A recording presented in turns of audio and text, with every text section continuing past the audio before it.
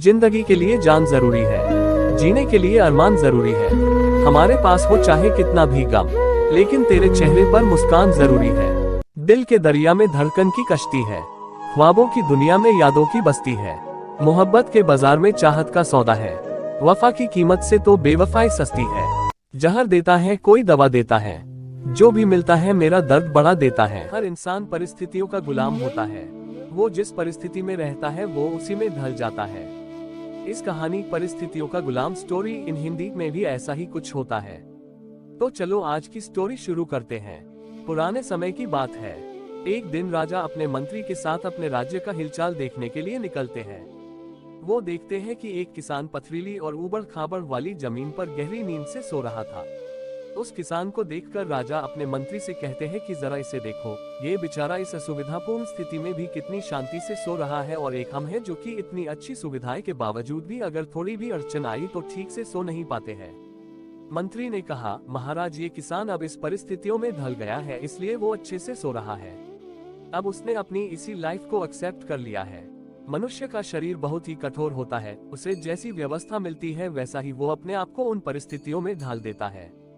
राजा ने अपने मंत्री से कहा कि मुझे ये बात सच नहीं लगती है। राजा ने कहा कि हमें इसकी परीक्षा लेनी होगी। उस किसान की परीक्षा लेने के लिए वो उसे अपने साथ राजमहल में ले जाते हैं। यहाँ पर राजमहल में उसके लिए हर तरह की सुख सुविधा की व्यवस्था की जाती है। उस किसान को बहुत ही अच्छा नर्म बिस्तर सोने के लिए देते हैं। किसान भी बड़ी खुशी के साथ राजसी ठाट बाट का आनंद लेने लगा। इसी तरह किसान को राजमहल ने आए हुए 2 महीने हो गए। अब किसान भी इस सब सुख सुविधाओं का गुलाम बन गया था।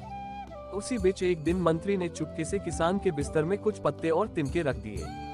किसान को तो अब इन सब सुख सुविधाओं की आदत लग गई थी, इसलिए वो बिस्तर में ऐसे पत्ते और तिनके रखने की वजह से सारी रात करवटें बदलता रहा।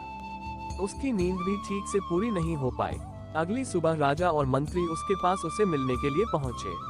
उस किसान ने राजा से शिकायत की कि उसके बिस्तर में कुछ खुचने वाली चीजें हैं और इस चीजों की वजह से उसे पूरी रात ठीक से नींद भी नहीं आई।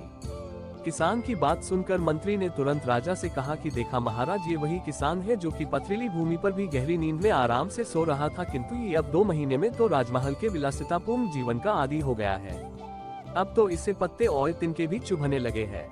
देखा महाराज, मेरी कही हुई बात सच निकली ना कि मनुष्य परिस्थितियों के अनुसार ढल जाता है और वो परिस्थितियों का गुलाम बन जाता है। राजा ने अपने मंत्री से कहा, हाँ, तुमने मुझे उस दिन सच बताया था।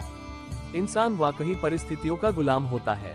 हमें अपने शरीर को ज्यादा सुख सुविधाओं का आदी नहीं बनाना चाहिए, क्योंकि हम वैसे ही बन जाते हैं जैसा हमने अपने आप को बनाया होता है। अगर हमें जरूरियात से ज्यादा सुख सुविधाएं मिल जाती है तो हम कभी भी उन सुख सुविधाएं वाली परिस्थितियों के बिना रह नहीं पाते हैं। अगर आपको हमारी स्टोरी परिस्थितियों का गुलाम अच्छी लगी हो तो अपने दोस्तों के साथ भी शेयर कीजिए और कमेंट में जरूर बताइए कि कैसी लगी हमारी ये कहानी।